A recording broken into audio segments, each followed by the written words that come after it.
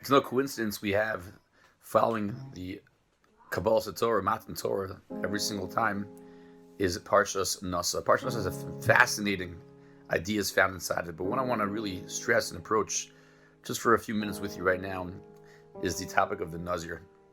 Not from the Chumash's perspective, though we see there, of course, obviously a lot of important halachas and details that come up, but more from the Haftorah. The Haftorah for the Parshas Nasa, is the Haftorah of the famous story of Shimshon. Now, it's not really Shimshon's life, it's how Shimshon was born. Shimshon's mother she was called in the Torah, at least in the Navi, Eshes Manoach. That probably was not her given name. If it was, though, that would probably been a very easy shidduch to make. Manoach, Eshes Manoach. Anyways, Shimshon's mother, Eshes Manoach, as she was known in the Navi, was approached by a malach. She had not had kids, and he was saying to her, "You're going to have a child, and you should treat the child like a nazir from the womb." When she reported this back to her husband, Manoach, he says to her, "I can't believe it. I want to see this malach as well." And sure enough, the malach comes, and he reports back exactly the same thing. But if you look inside the Navi, Manoach says, "I want to understand, V'yorinu ma na'aseh l'nar hayulad. How should we raise? How should we treat this child to be born?" Rosh Schwab asked the following question on this pasuk. He says, "I don't understand. Manoach probably could look up the halach if he wanted to in the Chumash itself. We were given the Chumash back beforehand. Manoach could have searched. He could have spoken to a Talmud Chacham.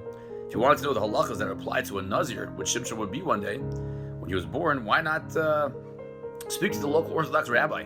Why did he speak to the Malach once again? And after the Malach finished telling him everything he told him, what was the chiddush of what the Malach said?"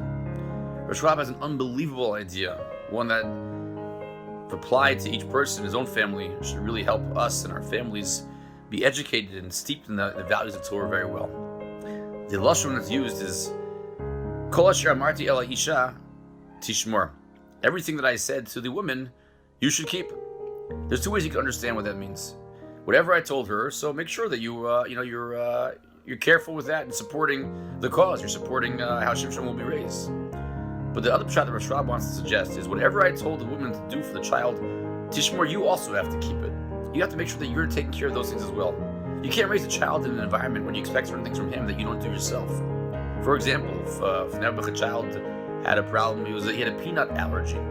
So then everyone is to be treated like allergic to peanuts. No one has peanuts in the house anymore. Not just the child, everyone is allergic to peanuts.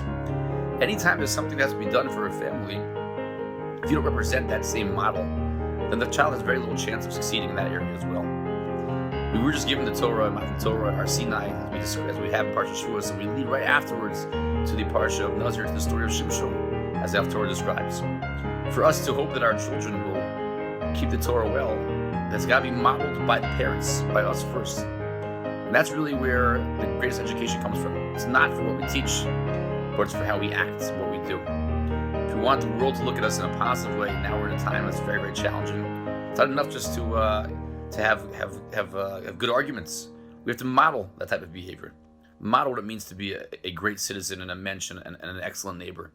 And a person who's an Or Lagoyim, who represents the light into the nations that we're supposed to be doing. We can't just talk about it. We have to act that way. Manoach couldn't just support his wife. He had to act that way for the sake of his child. We should be zocha to be able to learn the lessons of Shimshon, the lessons of how one can demonstrate behavior. Mitzvah Hashem, us and our families will constantly be in a cycle of demonstrating the greatest of behaviors.